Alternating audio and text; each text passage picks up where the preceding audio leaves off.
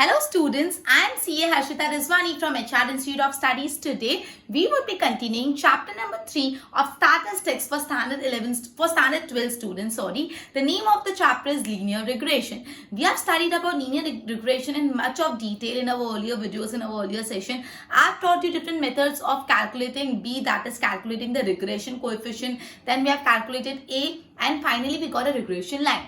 And this way we have proceeded with many sum, and today we are gonna continue with sum number, illustration number 18. So let us begin students with illustration number 18.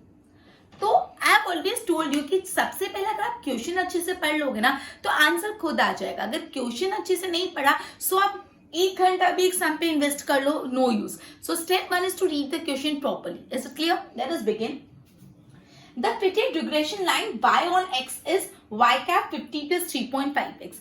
तो आप जब भी question read करो और जो जो data आपको मिल रहा है ना वो आप लिख दो. मतलब अपन को बोला है जो फिटेड रिग्रेशन लाइन है y on x वो है y cap 50 plus 3.5x. तो मतलब अपन को रिग्रेशन लाइन दे दी है. तो मैं लिख रही हूँ ये अपनी regression line y cap is equal to 50 plus 3.5x. ये मेरी रिग्रेशन लाइन मुझे मिल गई. क्लियर? आगे. If an observation is 16 and 108 is used to fitting the line. क्या observation use की 16, 108. It is used in fitting the line. Find error. अपन को error find करना है. क्या find करना है? Error in estimating y. In estimating y when x is equal to 16. Okay. अब मेरी बात सुनो. ये अपन को रिग्रेशन लाइन दे दी, ठीक है. अब अपन को ये एक पेयर दे दिया. अपन को पता है x और y इस फॉर्म में होता है. मतलब अपना जो पहला वाला डिजिट है वो x की वैल्यू है और जो अपना दूसरा वाला डिजिट है वो अपनी y की वैल्यू है. क्लियर? अपना जो पहला वाला डिजिट है वो x की वैल्यू और जो दूसरा वाला डिजिट है वो y की वैल्यू. राइट? दूसरा वाला डिजिट y की वैल्यू. अपन को बोला आपको एरर करना है, एरर फाइंड करना है एस्टिमेटिंग y जब x 16 हो. तो x तो 16 ही है ना. चल, तो इन शॉर्ट जब x 16 है तो y कैप कितना है वो निकालते हैं. तो देखो y cap is equal to क्या है?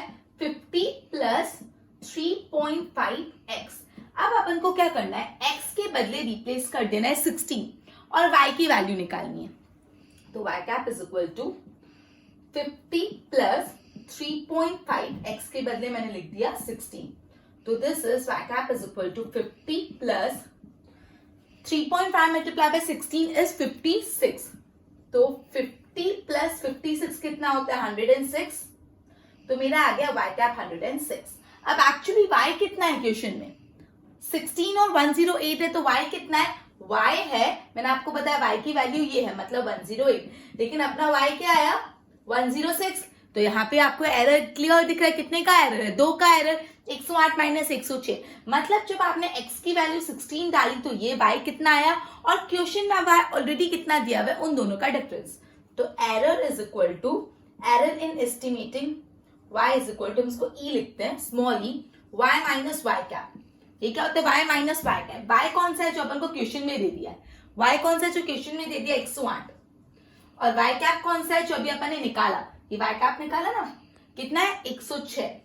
सो 108 माइनस 106 कितना होता है? 2. तो एरर कितना आ गया? 2. क्लियर हुआ? ये अपना क्वेश्चन नंबर 18 का फर्स्ट पार्ट हो गया.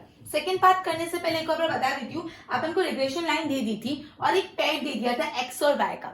आपको बोला अगर x 16 है तो y को एस्टिमेट करने में क्या एरर आया है. तो अपन ने रिग्रेशन लाइन यूज करके x की वैल्यू पुट इन करके y की वैल्यू फाइंड की. तो ये जो y कैप आया और ऑलरेडी क्वेश्चन में जो y की वैल्यू दी हुई है उन दोनों का डिफरेंस निकाला तो अपन को पता चल गया कि एरर इन एस्टिमेटिंग y क्या है. अब इसी सम का दूसरा पार्ट देखते हैं. क्वेश्चन पढ़ते हैं. If one observation is 10 and 30. ये पेयर दे दिए 10 एंड 30. अभी बच्चों मुझे बताओ ये 10x है कि y? 10 है x और ये 30 क्या students? y. Isn't it clear? x क्या है? 10 और y कितना है? 30. बिकॉज फर्स्ट जो डिजिट होती है वो x होते हैं और सेकंड डिजिट y होती है. Clear? Is used for fitting a regression line. इसमें भी रिग्रेशन लाइन दे दी. y cap is equal to 22.0.8x.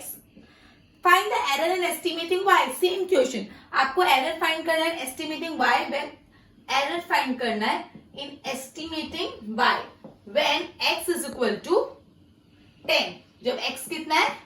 10 है, x तो 10 दिया हुआ है, तो सेम मेथड, चलो y कैप निकालते हैं। y cap is equal to क्या है, 22 प्लस 0.8x, तो y cap is equal to 22 plus 0.8x की, ठीक है। तो यहाँ पे x की वैल्यू क्या है, x की वैल्यू है 10, तो x के बदले लिख दिया 10, तो y cap is equal to 22 plus 0.8 multiply by 10 is 8 and y cap is equal to 22 plus 8 is 30, तो मेरा y कैप क्या है 30।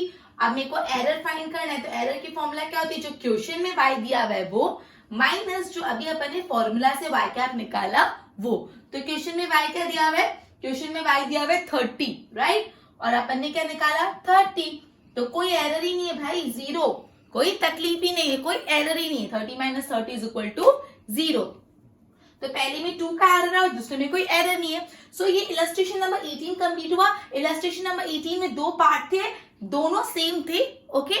जब आप स्टार्ट करते illustration number 19, late us begin with illustration number 19।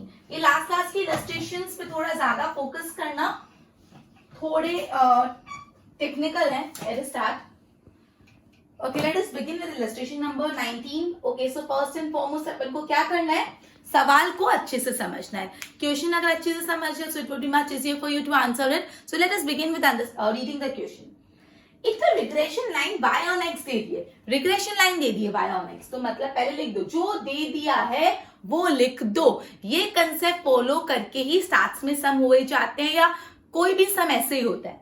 So x y cap is equal to 25 plus 3x, ये दे दिया, और क्या दिया है आपको, कोवेरिएंस भी दे दिया है x और y का। सो आपको दे दिया covariance x and y, it is 48 दे दिया। चलो वेल डन, आगे फाइंड, मतलब पता लगाना है the standard deviation of x। अपन को क्या फाइंड करना है, standard deviation of x, standard deviation of मतलब sx, स्टैंडर्ड डेविएशन ढूंढना है। इतना ही नहीं, साथ ही साथ and also find coefficient of determination if the standard deviation of the y is 15। चलो वो बाद में देखते हैं, पहले अपन को दूसरा क्या देखना है, कोएफिशिएंट ऑफ डिटर्मिनेशन निकालना है। कोएफिशिएंट ऑफ डिटर्मिनेशन क्या होता है, r square. Coefficient of determination निकालना है when standard deviation of y, ये स्टैंडर्ड डेविएशन ऑफ x निकालना है और स्टैंडर्ड डेविएशन ऑफ y दे दिया है 15। ये अपना सम का क्वेश्चन है। अपन को रिग्रेशन लाइन दे दी है 25 प्लस 3x, कोवेरिएंस दे दिया x और y के बीच में, बोला है स्टैंडर्ड डेविएशन ऑफ x निकालो, उसके बाद आपको बोला है कि r स्क्वायर निकालो, मतलब कोएफिशिएंट ऑफ डिटर्मिनेशन निकालो जब स्टैंडर्ड डेविएशन ऑफ y 15 है। तो स्टूडेंट्स मुझे बताओ, b निकालने की, दैट इज रिग्रेशन कोएफिशिएंट निकालने की एक फॉर्मूला थी जिसमें हम कोवेरिएंस यूज करते थे। वो क्या फॉर्मूला थी, वो फॉर्मूला थी covariance x and y divide by standard deviation of x का स्क्वायर। तो हम ये फॉर्मूला यूज करते हैं। क्या ये रिग्रेशन लाइन से आपको b मिल रहा है? रिग्रेशन लाइन क्या होता है, रिग्रेशन लाइन क्या होता है, b प्लस ax, तो ये b होगा। रिग्रेशन लाइन का अपना स्टैंडर्ड फॉर्म क्या है, b प्लस ax, ओके, अपना स्टैंडर्ड फॉर्म है b plus ax, right, okay, sorry a plus bx, I'm sorry, a plus bx, ये अपना स्टैंडर्ड फॉर्म है, राइट। तो a के बदले 25, b के बदले 3 और x, तो मतलब यहाँ पे b क्या हो गया, b आ गया 3, मतलब अपना जो रिग्रेशन कोएफिशिएंट है वो है 3, है ना। कैसे 3 निकाला अपन ने, क्योंकि अपन को रिग्रेशन लाइन दे दी है 25 प्लस 3x, और रिग्रेशन लाइन क्या होती है, a प्लस bx, तो ये 3x है, तो b कितना होगा 3। चलो अब फॉर्मूला में लिखते हैं, अपन को यहाँ पे b पता है, b कितना है 3, कोवेरिएंस xy कितना है 48, वो भी दिया हुआ है, और अपन को क्या निकालना है, स्टैंडर्ड डेविएशन ऑफ x का स्क्वायर। तो अब ये इस साइड जाएगा और ये नीचे डिवाइड हो जाएगा, राइट, तो ये हो जाएगा x square x is equal to 48 divide by 3, 3 1 जा 3, 3 6 जा 18, ये अपना आ गया स्टैंडर्ड डेविएशन ऑफ x का स्क्वायर 16 है, लेकिन अपन को तो सिर्फ स्टैंडर्ड डेविएशन ऑफ x चाहिए, तो स्टैंडर्ड डेविएशन कितना होगा, 16 किसका स्क्वायर होता है, 4 का, 4 4 जा 16 होता है, तो स्टैंडर्ड डेविएशन ऑफ x हो गया 4। स्टैंडर्ड डेविएशन ऑफ x क्या हो गया स्टूडेंट्स 4, लेकिन अपन ये तो मतलब अपना फर्स्ट जो था वो डन, अपन ने स्टैंडर्ड डेविएशन ऑफ x निकाल दिया। अब क्या बोला अपन को, आर स्क्वायर निकालना है, कोएफिशिएंट ऑफ डिटर्मिनेशन। अब देखो coefficient of determination correlation coefficient का स्क्वायर होता है। कोरिलेशन कोएफिशिएंट में निकालने के लिए कोवेरिएंस की एक फॉर्मूला है जो आपने सेकंड चैप्टर में पढ़ी है, covariance x y divide by s x multiply by s y. तो ये अपना आर निकालने की फॉर्मूला है, तो उसको क्या कर दूंगी, स्क्वायर कर दूंगी, क्योंकि अपन को आर स्क्वायर निकालना है। तो चलो कोवेरिएंस एक्स वाई कितना है स्टूडेंट्स, 48। एस एक्स क्या है, अभी तो अपन ने निकाला, एस एक्स अभी अपन ने निकाला 4, इसलिए पहले ये स्टेप करना जरूरी है। मल्टीप्लाई बाय एस वाई पता है आपको, हाँ standard division of by equation में दिया हुआ है 15, और इसका स्क्वायर। आप इसको सॉल्व करोगे पूरा तो आ जाएगा 0.64। तो मेरा कोएफिशिएंट ऑफ डिटर्मिनेशन आ गया 0.64। मतलब ये सवाल में आपको सबसे पहले x का स्टैंडर्ड डेविएशन निकालना है, उसके बाद कोएफिशिएंट ऑफ डिटर्मिनेशन निकालना है। कोएफिशिएंट ऑफ डिटर्मिनेशन निकालने के लिए हम ये फॉर्मूला यूज करेंगे, covariance x y s x minus x y, ये आर निकालने की फॉर्मूला है, और इसको कर लेंगे अपन स्क्वायर, तो अपना आ जाएगा आर स्क्वायर, राइट। अब इसका पार्ट 2 करते हैं। ओके, तो ये अपना फर्स्ट पार्ट सॉल्व हो गया, अब इसका सेकंड पार्ट करते हैं। इसी क्वेश्चन का सेकंड पार्ट सॉल्व करते हैं। रीड द क्वेश्चन स्टूडेंट्स, सवाल पढ़ो। क्या है क्वेश्चन, देखो। For the regression line given in the above question, मतलब ये जो ऊपर क्वेश्चन था उसी रिग्रेशन लाइन को यूज करना है। तो क्या रिग्रेशन लाइन थी, y cap is equal to 25 plus 3x। यही रिग्रेशन लाइन को यूज करके how many units should be increased in the value of x to increase approximately 15 units of y। बोला है कि how many units of x should be increased, x की कितनी unit बढ़ानी पड़ेगी to increase y by 15 unit, by 15 unit. मतलब हम x को कितना बढ़ाए कि y 15 टाइम्स बढ़ जाए। तो देखो स्टूडेंट्स बहुत इजी है, y cap is equal to 25 plus 3x। अब सिर्फ x और y को देखो, x और y को, इन दोनों के बीच के रिश्ते को समझो, सिर्फ ये दोनों के बीच का रिश्ता समझो। y is equal to 3x, मतलब अगर मैं x को 1 यूनिट भी बढ़ाती हूं, अगर सपोज x है 1 तो y क्या हो जाएगा 3, 1 y हो जाएगा 3, है ना। अब दूसरा एग्जांपल लेते हैं, अगर x है 2 तो y कितना हो जाएगा 3 मल्टीप्लाई बाय 2 6। मतलब अगर आप x को 1 यूनिट भी बढ़ा रहे हो तो y उसका 3 गुना बढ़ जाएगा, क्योंकि 3x है ना, मतलब y जो है ना x का 3 टाइम है, y जो है ना वो x का 3 गुना है, 3 टाइम्स है। मतलब अगर आप x को 1 यूनिट भी बढ़ाते हो तो y 3 गुना 3 यूनिट बढ़ेगा।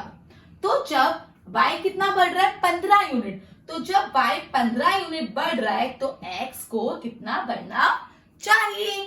तो ऊपर नीचे क्या करते हैं डिवीजन, तो 15 डिवाइड बाय 3, 3 1 and 3 5 तो 5 यूनिट।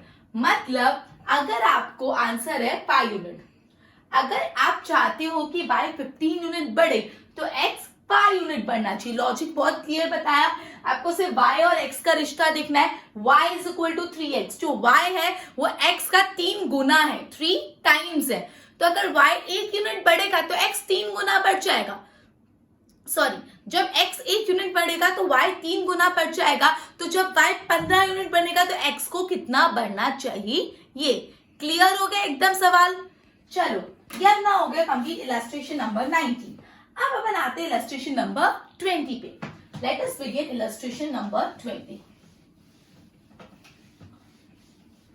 चलो देखो क्या लिखा है, पढ़ो जरा सवाल। इलस्ट्रेशन नंबर 20 स्टूडेंट्स, इतना आपको इसमें रिग्रेशन लाइन दे दी है। देखो रिग्रेशन लाइन है y cap is equal to x plus x by 2 plus 5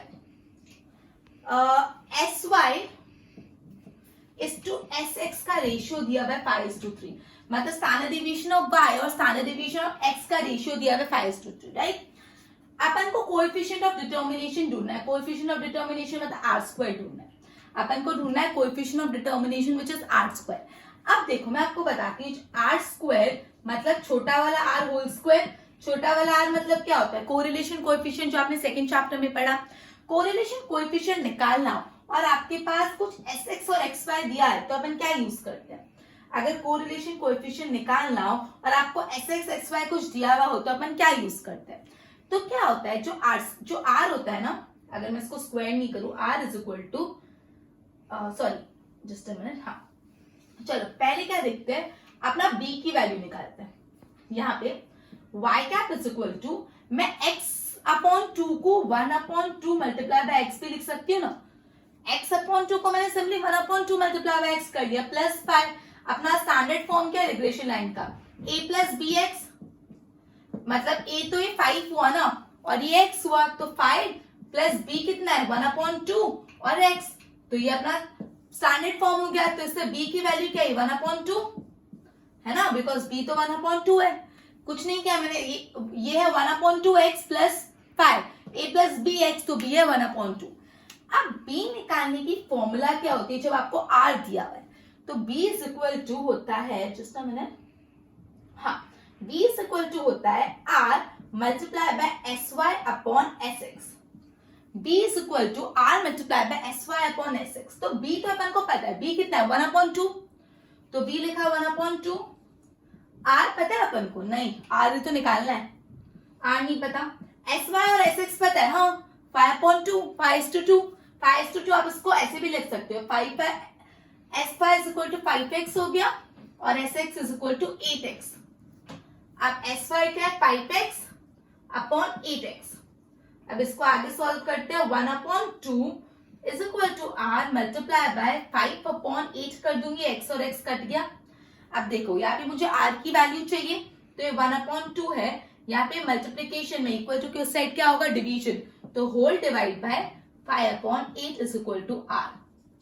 अब क्या होगा, r is equal to 1 upon 2, ये डिवीजन को मैं मल्टीप्लीकेशन कर लेती हूँ और इनवर्स कर लेती हूँ, ऊपर 6 लिख देती हूँ और नीचे 5 लिख देती हूँ, इनवर्स कर लिया, r इज इक्वल टू 6 1 जा 6, 5 2 जा 10, r इज इक्वल टू क्या है 6 1 जा 6 एंड 5 2 जा 10, राइट। तो अगर मैं इसको सॉल्व करूं तो ये क्या हो जाएगा, r is equal to, just a minute, 1 upon 2 8 by 5, sorry मैंने गलती से यहाँ पे 6 लिख दिया, ये यहाँ पे 8 है, ये 8 है, तो यहाँ पे 8 आएगा, कॉपी डाउन करने में मिस्टेक हुई, ये 8 है, तो r आ गया 0.8, लेकिन अपन को r थोड़ा चाहिए, अपन को तो क्या निकालना है r स्क्वायर, तो r स्क्वायर क्या करेंगे 0.8 का स्क्वायर, 8 8 जा 64, तो ये आ जाएगा 0.64, तो मेरा कोएफिशिएंट ऑफ डिटर्मिनेशन आ गया 0.64। क्या करा अपन ने, अपन को रिग्रेशन लाइन दे दी थी, रिग्रेशन लाइन से स्टेप 1 b निकालो, उसके बाद अपन को r स्क्वायर निकालना है, तो पहले r निकालो, sy sx का रेशियो दिया हुआ है, r की फॉर्मूला b की फॉर्मूला लगा के r निकाला, उसका स्क्वायर कर दिया, क्लियर। अब इसका सेकंड पार्ट देखते हैं। ओके तो अब इसका सेकंड पार्ट सॉल्व करते हैं। मैंने इलस्ट्रेशन नंबर 20 का फर्स्ट पार्ट सॉल्व करा, इलस्ट्रेशन नंबर 20 का सेकंड पार्ट देखते हैं। स्टूडेंट्स रीड द क्वेश्चन, क्या लिखा है, जो जो डेटा क्वेश्चन से मिलता है उसको पहले लिख दो और जो जो फाइंड करना है उसको क्वेश्चन मार्क करके लिखो। देखो इधर रिग्रेशन लाइन y और x दे दी, रिग्रेशन लाइन आपको दे दी है, रिग्रेशन लाइन क्या है 4x प्लस, रिग्रेशन लाइन बोला है 4x plus 5y minus 65 is equal to 0। Find the value of regression coefficient, regression coefficient मतलब b, ये फाइंड करना कितना इजी, कितना कम दिया है, बट इसको क्या आपको ये रिग्रेशन लाइन लग रही है, क्या रिग्रेशन लाइन का ये फॉर्मेट होता है, क्या फॉर्मेट होता है, चलो ये तो नहीं होता, आपको लग रहा है कुछ अलग अलग है, ऐसा तो नहीं होता, तो क्या होता है रिग्रेशन लाइन का format, y cap is equal to a plus B x, है ना। तो अपन को ये पूरे इक्वेशन को किस फॉर्म में कन्वर्ट करना है, y के फॉर्म में कन्वर्ट करना है, तो मुझे ये y चाहिए, ओनली y, बाकी सबको मुझे उधर साइड रवाना कर दे रहा है। तो सबसे पहले मैं क्या करती हूँ, 5y, सॉरी देखो 4x प्लस 5y, अब एक एक को उधर रवाना करेंगे, ये माइनस 65 है, 0 उधर जाके हो जाएगा प्लस 65, तो मतलब 0 प्लस 65 इन शॉर्ट 65 क्यों ना प्लस 65। अब इसको रवाना कर लिया, अब मेरे को तो y चाहिए, अब x को उधर रवाना करती हूँ, तो 5y इज इक्वल टू 65, यहाँ पे था प्लस 4x, उधर जाके क्या हो जाएगा प्लस का माइनस 4x। अब मुझे तो सिर्फ पाई चाहिए, y चाहिए, तो 5 को भी उधर रवाना करो। So y is equal to 65 minus 4x। y अगर मल्टीप्लीकेशन में तो उस साइड जाके क्या हो जाएगा, डिवीजन में चले जाएगा, तो ये हो जाएगा 5। अब ये फॉर्मेट भी अच्छा नहीं लग रहा हमको, तो a प्लस बी एक्स वाला फॉर्मेट चाहिए, तो वो भी करते हैं। कैसे, y इज इक्वल टू 65, ये पाई को इससे इंडिविजुअली डिवाइड करो, माइनस 4x और ये y को इंडिविजुअली, मतलब ये होल पाई के बदले मैंने एक एक टर्म से इंडिविजुअली डिवाइड कर लिया, क्या फर्क पड़ता है, we can do it. y is equal to 65 divide by 5, 5 1 जा 5, 13 जा, तो 13 minus 4x upon 5, 13 minus 4x upon 5, right. Okay, so y is equal to 13 minus, अब आप 4 डिवाइड बाय 5 करोगे तो आ जाएगा 0.8, 4 डिवाइड बाय 5 0.8 होता है, कैलकुलेटर पे आप कर सकते हो, is equal to x, sorry multiply by x, तो ये हो गया y is equal to 13 minus 0.8x। तो क्या देखा देखा फॉर्मेट है, ऐसा ही ना, a plus B X, a plus B X जी ना, तो 13 बीच में प्लस लगा दो और माइनस 0.8x, चल कर सकते हैं ना। अब हमको a प्लस बी एक्स चाहिए, यहाँ पे माइनस था तो प्लस लगा दो और 0.8 को माइनस में ब्रैकेट में रख दो, चल सकता है ना ये भी। तो अब ये a प्लस बी एक्स, तो आपका b कितना आ गया, b कितना आया, माइनस 0.8, और अपन को तो यही निकालना था, b तो फाइंड करना था, डन। तो ये सवाल बहुत आसान था, ये सवाल में आपको एक इक्वेशन दे दिया और उस इक्वेशन से b निकालना है, तो वो इक्वेशन को आपको स्टडी करना है। b निकालने का जो रिग्रेशन लाइन है वो y cap is equal to a plus B x है, तो मुझे y चाहिए, बाकी का जो कांस्टेंट है उसको भी इक्वल टू के इस साइड भेज दो, x वाले को भी इक्वल टू के इस साइड भेज दो और y के कोएफिशिएंट को भी उस साइड भेज दो। अल्टीमेटली जो बचा उसको रिड्यूस फॉर्म में कन्वर्ट कर करके a प्लस बी एक्स का फॉर्मेट ला दो, फिर b की जो भी वैल्यू वो आपका आंसर आ जाएगा, है ना। चलो अब अपन करते हैं last illustration of this chapter, that is illustration number 21। Are you ready? Let us begin with illustration number 21। Illustration number 21 important है, आपकी जो गाला मार्बल होती है उसमें भी बहुत बार आता है, तो इस पे थोड़ा ध्यान देना। आसान है, वेरी इजी, राइट। देखो आपको इसमें 4 सवाल दे दिए। सबसे पहले ये इलस्ट्रेशन कराने से पहले मैं एक चीज बता देती हूँ आपको, जो आपको ध्यान रखना है, उस अगर वो समझ लोगे तो इजी हो जाए। u क्या होता है, u होता है x माइनस a, जो अपन अज्यूम्ड मीन माइनस करते तो u आता है। b क्या होता है, b होता है y माइनस b, और b बाय x, मतलब जो regression line y on x वो इक्वल टू होती है regression line b on u।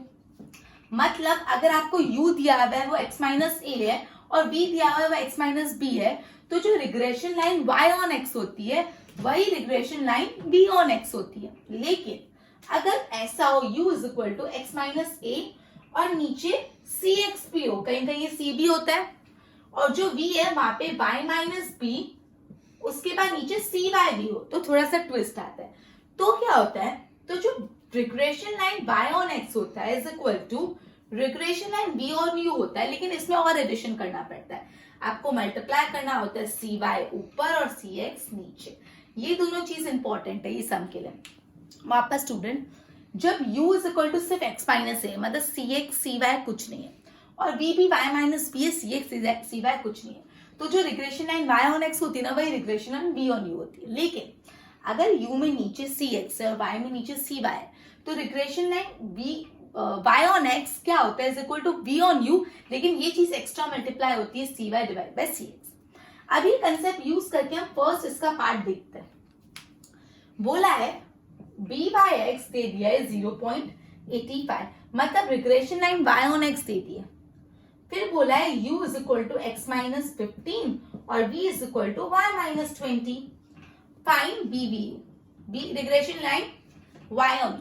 कितना आसान स्टूडेंट्स, मैंने आपको बोला u x माइनस a है, देखो u क्या x माइनस a और b क्या x माइनस b, तो जब नीचे cx और cy, नीचे डिवीजन में यहाँ पे कुछ दिख रहा है, नहीं दिख रहा ना। जब डिवीजन में कुछ नहीं हो तो जो regression line y on x होती है वही होती है regression line b on u। तो regression line y on x कितना है 0.85, तो यही होगा regression line B on U. तो ultimately regression line B on U कितना है 0.85। सिंपल ना। मतलब जब आपको u और v की वैल्यू दी हुई है और नीचे कुछ भी डिवाइड नहीं किया हुआ, मतलब कुछ भी cx और cy नहीं है, तो जो regression line y on x होता है भाई regression line x on y होता है। सेकंड सवाल देखते हैं इसका, मैं रब कर देती हूँ, ऊपर वाला पार्ट नहीं रब करी बिकॉज वही मेन है। चलो नेक्स्ट देखो, second u is equal to x minus 5/3। देखो स्टूडेंट्स, अब डिवीजन में कुछ आया तो थोड़ा क्लिक होना चाहिए, दिमाग की बत्ती जली कि यहाँ पे कुछ नीचे है। ये एक प्रेजेंस ऑफ माइंड रखना कि भाई यहाँ पे कुछ अलग हो सकता है। b is equal to y minus 8/5। देखो यहाँ पे भी अपॉन में कुछ आया, okay no problem. b y x है 0.9, b bu निकालना है। अच्छा, यहाँ पे ये cx है और ये cy है, मतलब यहाँ पे डिवीजन में भी cx और cy है। तब क्या होता है, ये अपन ने पढ़ा, तब regression line y on x is equal to regression line v on u, लेकिन थोड़ा और एडिशन होता है। क्या? Multiply by cy upon cx हो जाता है। So regression line y on x question में कितना है 0.9 is equal to regression line v on u find करना है। मल्टीप्लाई बाय cy कितना है, cy 5 है और cx कितना है 3। अब मुझे तो bbu चाहिए, तो regression line v on u is equal to 0.9, यहाँ पे मल्टीप्लाई में उधर जाके क्या हो जाएगा डिवाइड में 5/3, तो ये हो गया 0.9, ये डिवीजन हो जाएगा मल्टीप्लीकेशन, 3 ऊपर 5 नीचे इनवर्स, तो अल्टीमेटली 0.654। तो regression line v on u आ गई 0.54। मतलब इसमें कुछ नहीं था, यहाँ पे नीचे cx और cy था, तो आपको यहाँ पे cy और cx डिवाइड मल्टीप्लाई करना है। ओके, इसका थर्ड पार्ट, अब थर्ड और फोर्थ पार्ट सेम है, मैं थर्ड पार्ट कराती हूँ, फोर्थ होमवर्क में करना, ठीक है। थर्ड पार्ट देखो, इसका थर्ड पार्ट है u is equal to 10x minus 45। Okay, b is equal to y minus 50/10। अच्छा, फिर बोला है b बाय x देती है 0.25 और आपको निकालना है b v ऑन u।